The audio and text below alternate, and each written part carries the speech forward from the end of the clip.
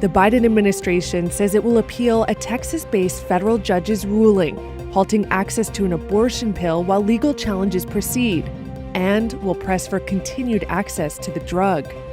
It's called mifepristone, and it had been given the green light for more than 2 decades. But Judge Matthew Kaczmarek's Friday ruling would make sales of it illegal, while a challenge against it plays out in the courts. The judge left a week-long window for his ruling to take effect. Vice President Kamala Harris said the pill's suspension goes against women's rights.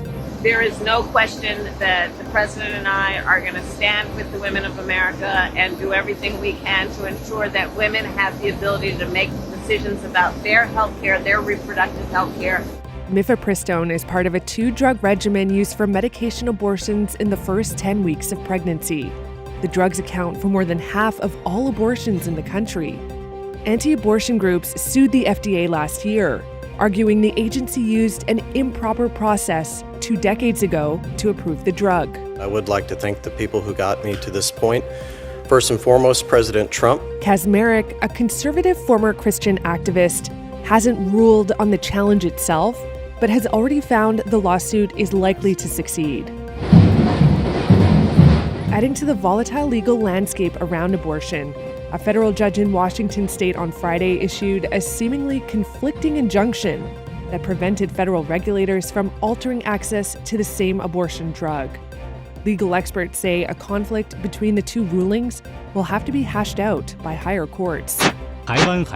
China's military simulated precision strikes against Taiwan on Sunday in a second day of drills around the island nation.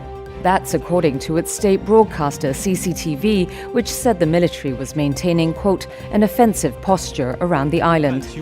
Taiwan's defense ministry said its military had spotted dozens of Chinese aircraft and several ships near its territory by midday, and was especially monitoring the movement of Chinese missile forces. Tensions across the Taiwan Strait kicked up a notch on Saturday as China began 3 days of military exercises around the island.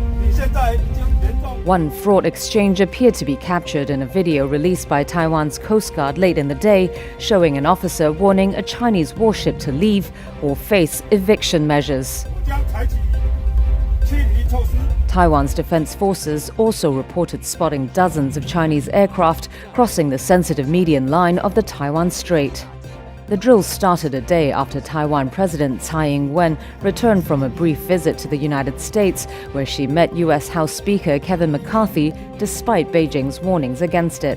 China claims democratically governed Taiwan as its own territory and says it is the most important and sensitive issue in its relations with the U.S. It has also refused to renounce the use of force to bring the island under its control. Last August, after then U.S. House Speaker Nancy Pelosi visited Taipei, China staged war games around Taiwan, including firing missiles into waters close by, though it has not announced similar exercises this time.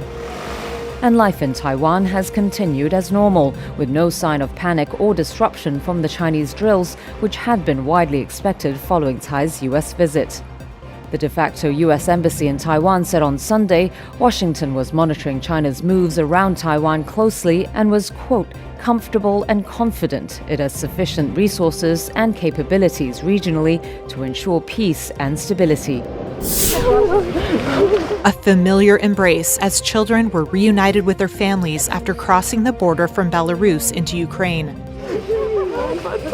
The reunion of more than 30 children on Friday follows a complex rescue mission after the children were allegedly taken to Russia or Russian-occupied Crimea from Russian-occupied areas of Ukraine. 13-year-old Dasha met her mother again on Friday. We are very happy. We came back home. We've seen our mom for the first time in half a year. Dasha's mother, Natalia, said she had traveled from Ukraine to Crimea via Poland, Belarus, and Moscow to get her daughters. She said it was heartbreaking to look at children left behind, crying behind a fence. Kyiv estimates nearly 19,500 children have been taken to Russia or Russian-occupied Crimea since Moscow's invasion, in what it condemns as illegal deportations.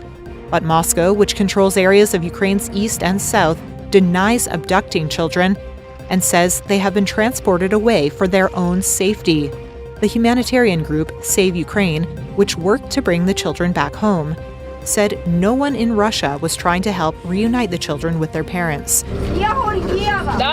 It claims some children say they lived with rodents. During a news conference on Saturday, a child brought back from Russia last month said he and others were told every day that their parents had rejected them. The Russian Foreign Ministry did not immediately respond to a request for comment.